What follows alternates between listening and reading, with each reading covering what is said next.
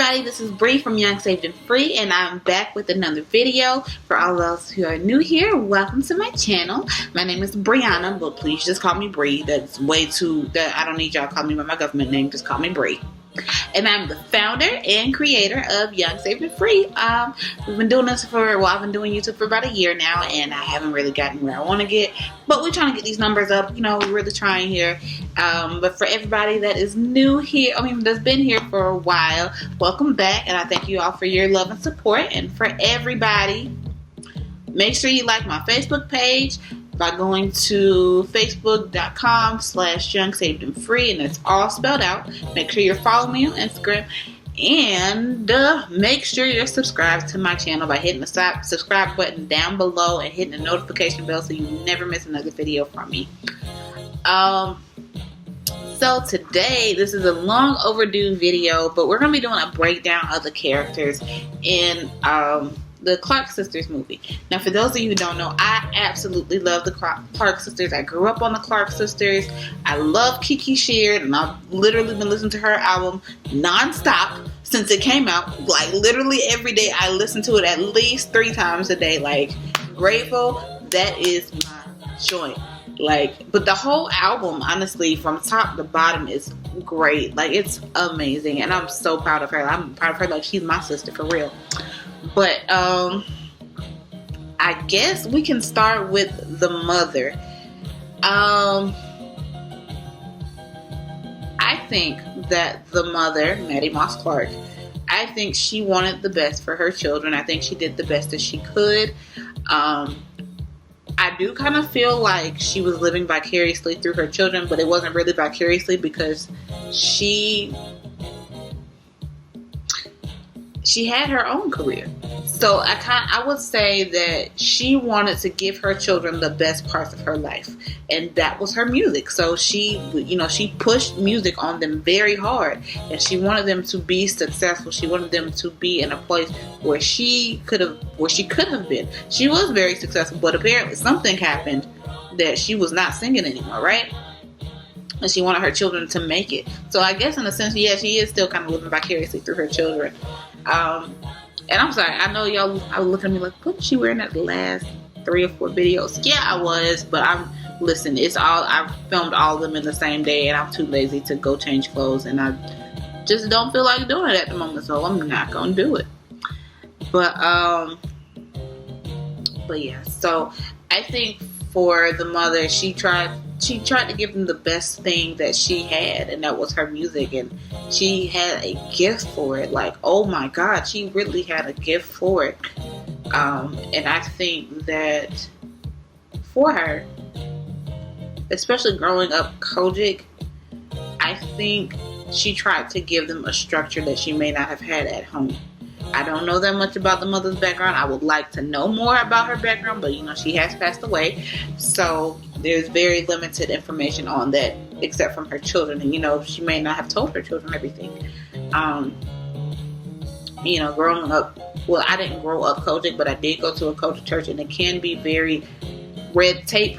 Like, it's a lot of red tape with that, and it's unfortunate that, back then they were so bound by, you can't make money from with the gifts that God gave you. Like, you have to give them back to Him.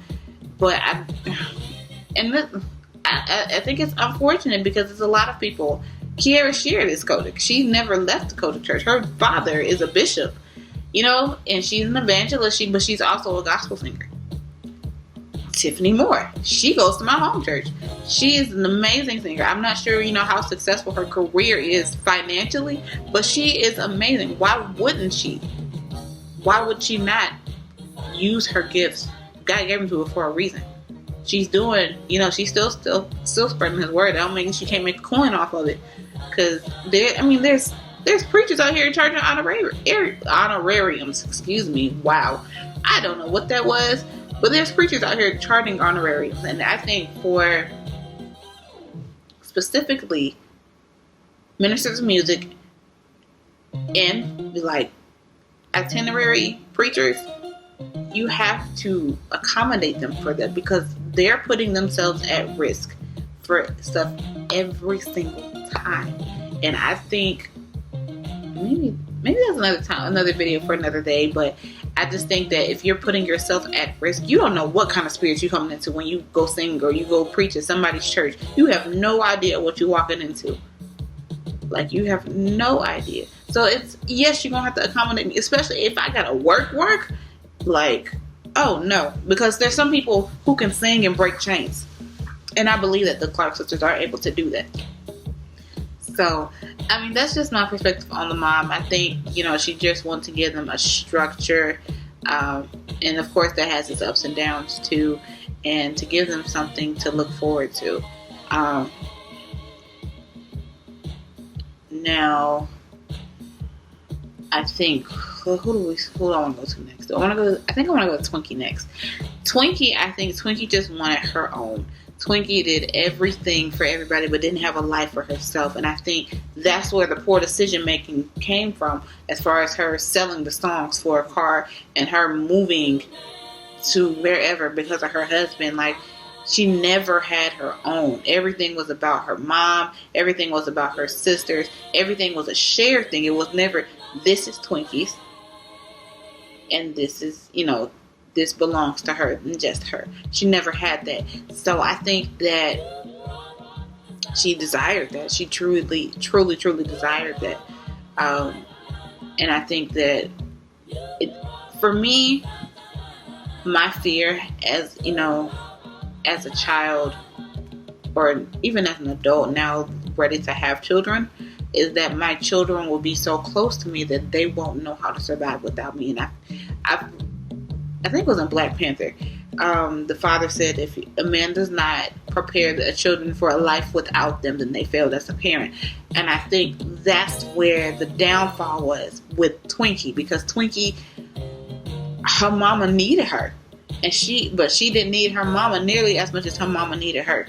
And I'm not saying she didn't need her mama at all, but there was a dependency there, and it's not healthy. Like, there is a difference between having a relationship and being in a balanced, equally yoked relationship, and then there's some that you go to just to get your problems fixed. And there's some that, you suck the life out of them. That is a parasite. That's not a relationship. That is a dependency. That is a parasite. That's just not what was meant by the word relationship. Yes, there are people I go to for guidance and for help, but I wouldn't necessarily say that it's that kind of relationship. That's like a mentor. That's like a counselor. Like, if I needed a counselor, I have a therapist. And you know what I'm saying? I have a therapist. I don't need to go and throw all my weight, all of the stuff that I have going on in my life, on other people. And I hate that people do that sometimes and don't know how to take it, like how to be that for that person. They want to take all their stuff to them, but can't take the other person's stuff. It's not fair. But I do think that was what Twinkie was looking for. I think that's what she thought she had in her husband, because he was there for her, and she didn't have that. Now, who do I want to do next? Jackie was very interesting to me. Because she knew what she had to offer as far as her gifts, but she said, you know what, there will never be a time where I have to depend on y'all for any check that comes through my house. Because even without the Clark sisters, I'm still a nurse. Like, I'll be all right. And that's the one thing I could appreciate about Jackie, because as an entrepreneur right now, I'm having that same struggle. People are like, you should just go off your job. Excuse me? No, because the Department of Florida is still going to run me my check every month. Regardless of however my business is doing, I still need that check. I need that check every month. Like, I need it at the end of the month. Thank you. Like, I'm not, even if my business goes down the drain, which I pray to God that it doesn't, but even if that was the case, I still have another way of income. And that is the goal. I think Jackie understood that you need to have multiple streams of income. I think she understood that very much so. And it might not have all, the multiple streams might not have all came from one thing. Like, even with singing, she could have did voice lessons. She could have did a standalone concert. She could have did all kinds. She could have been managing her own people. She could have had all kind of stuff. But she said, well, even if singing doesn't go good over here, I still have this going on. It's like having a backup plan. It's like, I know for my pastor and first lady, one of the things that they do, they have properties. So even if they're not able to get a salary from the church, they still got money that they're making at their jobs that they still work, by the way, and their properties, and having all their hands in all these different things. Like, it's that was the goal, and I can appreciate that in Jackie. I can appreciate that she loves her sisters enough to have a relationship with them, but she said, you know what, even if this don't work out, I still will be okay, because the rest of them, had it not worked out, what were they going to do? What was left for them to do, honestly? Now and I don't even know if I'm doing this in age order. I don't think I am, but it's okay. Now, my least favorite sister was Dorinda. And it was just the thing about Dorinda that I did not like is the way they played her. Like Shalea, I love Shalea. Right? That girl can sing her face off. I love Shalea. But the thing about Shalea, well, not Shalea, but about Dorinda, she just came out very, very, very condescending to me. And I'm one of the people, I can't tolerate it from anybody. I don't care if it's from my mom, my sister, my auntie. I can't do the condescending. No, we're not doing that. But I do see where she very much worships the ground that her mother walks on. She loves her mother. But the way she defends her mother is very condescending. Like, even with Denise, her attitude, the way she spoke to Denise in lieu of trying to protect her mother and to defend her mother, you don't have to be that way. You didn't have to. And I've met her in real life, because if you guys didn't know, I did go to a Kojic church for 3 years. And that's still my heart. I still love them. I still participate in their virtual services.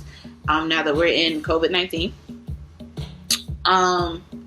I do think that she doesn't come off that way now, but it was interesting to see that side of her in the movie, because I was like, I've never, as many times as I've interacted with her, she's never come off that way to me at all. I never would have guessed that she was like that. Now Denise, I feel like Denise understood that there was life outside of Kojic. There was life outside of singing, and she wanted to experience life. She's like, this can't be all that is to it. It can't just all be church and singing and, wearing skirts down to my ankles and not wearing heels and all. This can't be life. Now, granted, I feel like Denise is the Tracy Braxton of the family. I feel like that's exactly what it was. And I don't understand for Denise why she didn't sign the contract. I don't, because, and I only say this because as a mother, you have to provide for your children. But at the same time, I think Denise was not ready to give up the life she had in the streets, because she had 7 children. And I don't know how many of them were out of wedlock. I know at least 2 of them were. And I think because she wasn't willing to give up that lifestyle, she was like, I'm not going to sign this contract. And it may have been smart. That's because there's a lot of backlash that comes with that. Because I know even for Rhea from the Walls Group, she doesn't really talk about her pregnancy. Because she's young and she's a gospel singer. It's like, I'm assuming that's why.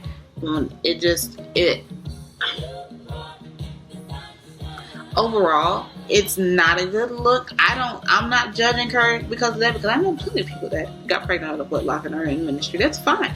I mean, it's fine. I'm not going to call the child a mistake. I mean, we all make decisions and choices. That was her choice in that time. It don't mean we all do the right thing all the time. So I'm not going to be like, she's going to hell because she had a child out of wedlock. Nah, I'm not doing that. I'm not on that. But I do believe that's why Denise did what she did. And I think because she understood, like, listen, there's actually things outside, there are more things outside than just church. Like, I want my life. And that brings me back to Twinkie, by the way. I forgot to mention this with Twinkie. Twinkie gave up Howard University for her mother. I'm sorry. I am so sorry. Like, to give up something like that I feel like her mom was overstepping her boundaries at that point. But do moms really have boundaries? Like, I don't really know if moms really have boundaries, but at the same time, I feel like you have to let children be children. You have to let them make their own life decisions. You can't plan out every part of their life. I'm sorry, if my child wants to go to Howard, baby, you can go to Howard, live your best life. I'm still gonna support you. I'm still, gonna be in your corner. But with Denise was the black sheep, and Denise was the one that wanted to know what life was about. And to be honest, out of me and my sister, I am the Denise. I'm not gonna say the H is Twinkie, but I think that out of me and her, I would be the Denise, because I've always been a risk taker. I've always been a fearless type of person. Like Deasia, and I'm not bashing my sister. I'm just telling you the difference. Deasia is very cautious. She calls my parents about everything. She's like, hey, she wants to run ideas past her, and I'm like, you know what? Forget that. I'm doing what I want to do. Like that's always been me, and I don't know how to be any other way but that. And so I understood where Denise was coming from. Now, Jackie, I did Twinkie, Jackie, Dorinda, Denise, Karen. Karen, I think, is the secret weapon of the family. And to be honest, Karen is one of my favorites. Simply because she had to come into her own, because she was the baby, and because, of all these other things she had going on, all these things she had to overcome, including her weight loss surgery and all this stuff. To see her overcome all that is amazing. And for her to grow into who we now know as Karen Clark Sheard, the first lady of GEI, like, yes, I was so excited to see that for her. So even when when she sung her first solo, it was a really interesting thing for me to watch. And I think that sometimes as the baby, she kind of put herself in a position where she wanted her sisters to do more because they have been around longer. They should be able to do it. They've worked for this longer than she has because she's the baby. But I love that she had to grow into herself. Now, the father. I didn't really talk about the father, and I haven't seen a lot of people talking about the father. I think their father, I'm not going to say that he was intimidated by the mother at all. I don't think that he was intimidated by her at all. What I think is that he got tired of being put last. Because as a woman, as a wife, you're supposed to submit to your husband. Now, granted, I've talked about this before in another video, that you're supposed to submit to your husbands. But I think because of the negative connotation that comes with submit, I think people need to understand that, hey, submitting does not necessarily mean bowing down to everything that he says. Submitting means to be in a place of where, yes, you can talk to them, yes, you can be obedient, but you don't have to. You have to understand who you're being led by. And if you don't trust the person you're being led by, then why are you submitting to them in the first place? Why did you agree to be in this kind of relationship with them? I don't agree. Obviously, I don't agree with him putting his hands on their mother. And I think that's why she pushed the girls to sing so much, because she wanted to give them the best part of her. She always, even when he would hit her, she would say, it's okay. Everything is okay. Nothing is happening. Like, she would try to, even though they knew what was going on, and I do partially blame her for, for trying to hide that from them, because they could go one or two ways. They could be like, you know what? They could see it the way that I'm seeing it, that she's trying to give us the best part of her by pushing us to do this one thing. But then there's another part that's like, well, maybe it is okay for him to put his hands on me. You know what I'm saying? Like, and I would never want that for my children. Honestly, I would never, especially as someone that has overcome domestic violence. That is something that I never would want for my children to experience ever in life. Like that's not what I would want for them at all. But I think the father was just fed up. I think he was, to be honest, because it's just, how many times are you going to put something else before me? I love you. I give you everything that I have, but you don't even make time for me. And so, yeah, he was acting out because of that, but that just, like I said, it doesn't make it right. It's just, I can see how this came to be, you know. You have to be, you can't, I think that the mother took him for granted, and that's just not a place you want to be in with your relationship. You never want to be able to say that you're taking them for granted. It's awful. You don't want to do that at all. Now, when I look at the sisters, I see myself as a combination of a lot of them. I see myself as a Karen, definitely, especially when it comes to ministry and business. As I mentioned on my Thankful Thursday, I am in the process of opening a business, but I never would have done it if I wasn't pushed to the forefront the same way that Karen was. Now, I also see myself as a Jackie, as I mentioned, because even though I have this business and it could potentially be huge where I live, if that does not go right, I still have degrees to fall back on. I still have jobs that I'm able to maintain, you know. And I'll also say that I am I would say Denise as well, because I live. I just have a life to live. I've never, well, now that I'm older, I mean, I'm not old, I'm 27, but I've done a lot of things in my life. And so, you know, I would never, like I say this all the time, I always encourage people to go to college. Even if you don't graduate, there's so much that happens in that experience that you just can never get back.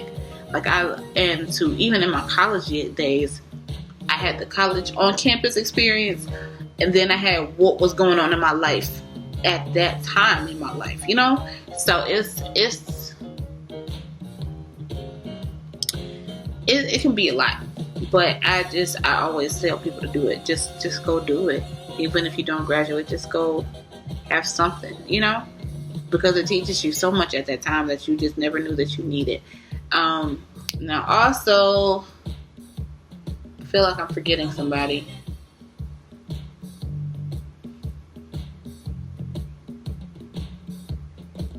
No?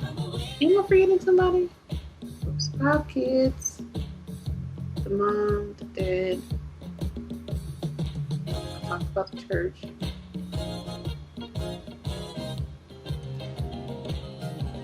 Oh, Twinkie. This is what I forgot to mention about Twinkie too. Let me say something. And this all know Twinkie just wanted something to call her own. She let her husband put his hands on her mama and ain't kill him. Like this thing, I'm not that close. Like me and my mama, we cool. I ain't got no problem with my mama. But we're not dependent on each other the way Twinkie and Maddie Moss were. It was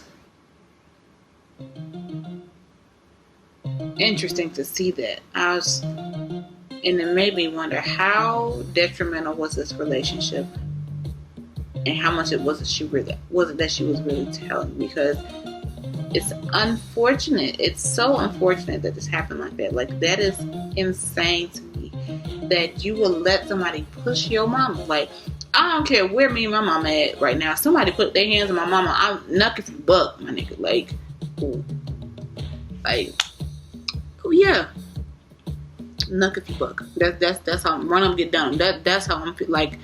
Like, cause you gonna have to remember my woman about my mama. Like, I don't care where me and my mama stand. We could have just gotten to it 5 minutes ago, but you put your hands on my mama. That's it's a wrap. It's a wrap. We're not doing that. But yeah, I don't know. I had a lot of thoughts about it. The movie overall, I think, was a great movie. It gave a lot of insight, and I'm wondering. To me, when I saw that movie, I wonder if they had like a flashback or like were they triggered by the movie by certain parts, like seeing Twinkie sell their songs for a car? Like, was that a trigger for everybody else? Was it a trigger to see Denise act out at the funeral? Like, I just want, and I kind of want to know what their relationship with Denise is now. Now, watching, because I do subscribe to Kiki Sheard's YouTube, and she's mentioned Auntie Niecy before, and it's just interesting to see that. So I'm wondering, I'm assuming they have some type of relationship. But I'm wondering how deep it is. But I don't know. What were your thoughts on the movie? And we can talk about it down below in the comments. So be sure to like, comment, and subscribe. And I will see you all in the next video. Bye!